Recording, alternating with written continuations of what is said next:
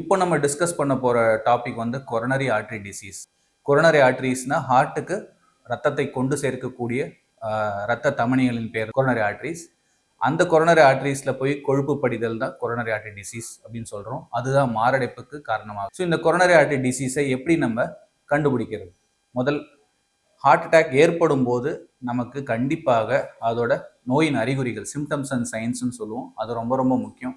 நெஞ்சு வலி, வலி பரவுதல், கைகளுக்கு பரவுதல், முதுகு பக்கம் பரவுதல், வியர்த்து போகுதல், தலை சுற்றல், வாந்தி, இந்த மாதிரி சிம்டம்ஸ் வச்சுதான் நம்ம ஹார்ட் அட்டாக்கை ஃபர்ஸ்ட் கண்டுபிடிக்க முடியும். அதுக்கு அடுத்ததாக இசிஜி, எக்கோ.